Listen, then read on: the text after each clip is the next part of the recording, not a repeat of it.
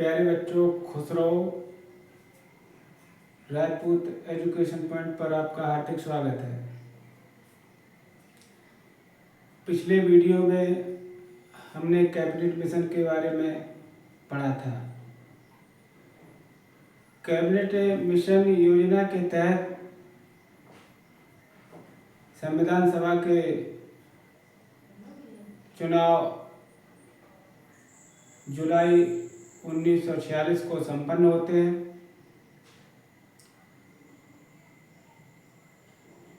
प्रांतीय विधानसभाओं से 10 लाख की जनसंख्या पर एक सदस्य को चुना जाता है। इस प्रकार चुनाव में कांग्रेस सर्वाधिक सीटों के साथ 208 सीटों के साथ विजयी रहती है, उसका बहुमत होता है। योजना के तहत बहुमत दल के नेता को सरकार बनाने के लिए आमंत्रित किया जाता है। इसका विरोध मुस्लिम लीग के सदस्य करते हैं और इस विरोध में वे प्रत्यक्ष कार्रवाई दिवस के रूप में इसका विरोध करते हैं। तो एक प्रश्न यहाँ पर ये आ जाता है कि मुस्लिम लीग द्वारा प्रत्यक्ष कार्रवाई दिवस कब मनाया गया? इसको शॉर्ट में डीएडी कहते हैं, डायरेक्ट एक्शन डे। चाहे डायरेक्ट एक्शन डे हो चाहे प्रत्यक्ष कार्रवाई दिवस हो, बात एक ही है। तो इसकी तारीख आप याद रखिएगा, 16 अगस्त 1946 को प्रत्यक्ष कार्रवाई दिवस मुस्लिम लीग द्वारा मनाया गया। और जो सरकार बन रही थी उसमें शामिल न होने का मुस्लिम लीग ने निर्णय लिया। अब आज के एपिसोड में हम अंतरिम सरकार के विषय में अध्ययन करेंगे। तो अंतरिम सरकार से संबंधित जितने भी महत्वपूर्ण परीक्षा उपयोगी प्रश्न जो बनते हैं, आइए उन पर चर्चा करते हैं। तो सबसे पहले अंतरिम सरकार की घोषणा। ये प्रश्न अगर आपका आ जाता है तो इसकी डेट आपको याद रखनी है, 24 अगस्त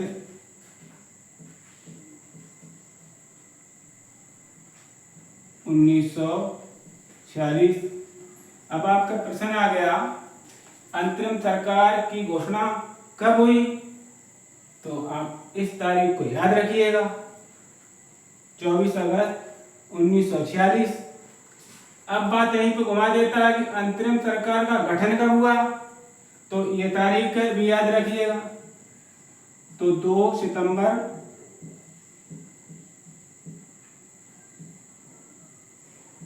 1946। इनको बहुत अच्छे तरीके से याद करना है। ये प्रश्न जो है इजी तो नहीं कहे जा सकते, मॉडरेट कहे जा सकते हैं और फिर कठिन भी कहे जा सकते हैं। इजी कब होंगे? अगर सीधी सीधी बात अगर पूछ दी अंतरिम सरकार की घोषणा कब हुई और सन दे दी 1946, तब तो इजी हो गया। अगर उसमें सन ना देकर महीनों का नाम दे दिया तो आपको महीना भी याद होना चाहिए। कहीं जुलाई, जून, जुलाई, अगस्त करके दे दिया तो आपको पता है कि अगस्त में हुआ, तो आराम से। अब ज़्यादा कॉम्प्लिकेटेड कब हो जाता है?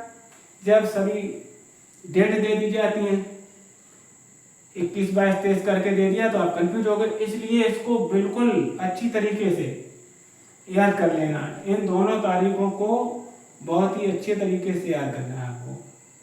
अब बात आती है गठन के बाद मंत्रिमंडल का भी गठन हुआ। तो मंत्रिमंडल का जो गठन किया, नेहरू जी प्रधानमंत्री थे, तो गठन भी उन्होंने किया।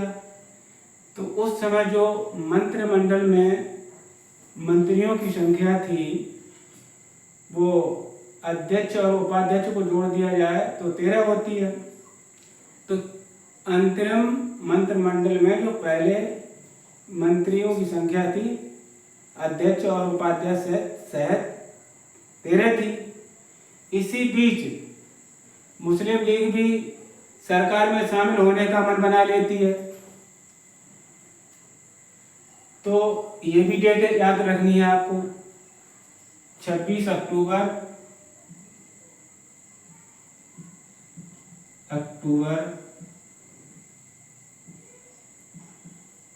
1946, ये भी डेट याद रखनी है। ये जो आपके प्रश्न हैं ये कठिन भी है, इजी टू मॉडरेट भी है और बिल्कुल इजी तो नहीं है। बिल्कुल इजी जब है जब सन की बात की जाती है तब। अब बात करते हैं, जब मुस्लिम लीग अंतरिम सरकार में शामिल हो गई तो नेहरू जी को मंत्रिमंडल का विस्तार भी करना पड़ा। तो विस्तार करना पड़ा, जो पहले से मंत्री थे उसमें उनको निकाल दिया। 3 मंत्रियों को निकाल कर मुस्लिम लीग के 5 सदस्यों को कैबिनेट में मंत्री बना दिया गया। तो इस तरीके से अब मंत्रिमंडल का विस्तार हो गया। जो संख्या अध्यक्ष उपाध्यक्ष सहित पहले 13 थी, अब वो बढ़कर 15 हो जाती है। तो इस तरीके से यहाँ से भी प्रश्न आते हैं मंत्रिमंडल से, मंत्री और उससे संबंधित विभाग, इसकी जानकारी होनी चाहिए आपको। तो मुख्य रूप से जो है वो गृह मंत्रालय, शिक्षा मंत्रालय, रक्षा मंत्रालय और विदेश मंत्रालय, इन्हीं से संबंधित मंत्रियों के नाम आप लोगों से पूछता है, तो इनके नाम आपको याद होने चाहिए। आइए इन पर भी चर्चा कर लेते हैं। अगर प्रश्न आ जाए कि अंतरिम सरकार में गृह मंत्री कौन था, तब सरदार वल्लभ भाई पटेल गृह मंत्री थे। अब प्रश्न आता है कि अंतरिम सरकार में रक्षा मंत्री कौन था, तो सरदार बलदेव सिंह जो थे वो रक्षा मंत्री थे। ये क्वेश्चन बहुत ज्यादा आता है कि अंतरिम सरकार में रक्षा मंत्री कौन थे, तो आप याद रखिएगा सरदार बलदेव सिंह अंतरिम सरकार में रक्षा मंत्री थे। अब बात आती है कि अंतरिम सरकार में शिक्षा मंत्री कौन थे, तो अंतरिम सरकार में सी राजगोपालाचारी जो थे वो शिक्षा मंत्री थे।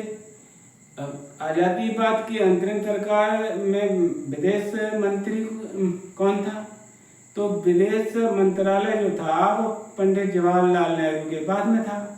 ये हो जाती, ये 4 तो आपको याद ही करनी है। और उसके आगे अगर आप याद करना चाहें, जो मैंने मौखिक रूप से बताया उसे समझकर अपनी नोटबुक में उसे लिख लीजिएगा। और बता रहा हूँ, जैसे श्रम मंत्री आ जाए तो बाबू जगजीवन राम हो जाएंगे। अगर वित्त मंत्री आ जाए तो लियाकत अली खां हो जाएंगे। लियाकत अली खां के बारे में एक बात और मैं आपको बताना चाहूँगा कि ये जब भारत स्वतंत्र नहीं हुआ था तब तो ये यहाँ के वित्त मंत्री थे, और जब भारत और पाकिस्तान को स्वतंत्रता मिल गई उसके बाद लियाकत अली खां पाकिस्तान के पहले प्रधानमंत्री बने। इनके संबंध में एक विशेष बात हो गई है। तो अब हम अपने टॉपिक पर आते हैं। अगर पूछ लिया जाए कि अंतरिम सरकार में खाद्य एवं कृषि मंत्रालय किसके पास था, तो डॉक्टर राजेंद्र प्रसाद जी के पास में खाद्य एवं कृषि मंत्रालय था। इसी तरीके से विधि मंत्रालय किसके पास में था, तो जोगेंद्र नाथ मंडल जो थे उनके पास में विधि मंत्रालय था। तो यहाँ से जो 6 और 7 क्वेश्चन बनते हैं उनको आपको याद करना है। बस इसी तरीके से एपिसोड बाय हम आपको विषय वस्तु देते रहेंगे। आप उसे पढ़कर आत्मसात करिए और अपना ज्ञान वर्धन करिए। आपको ये हमारा वीडियो कैसा लगा? अगर अच्छा लगा है तो लाइक करें, शेयर करें और चैनल को सब्सक्राइब करें। अगले वीडियो के साथ फिर मिलते हैं, तब तक के लिए धन्यवाद।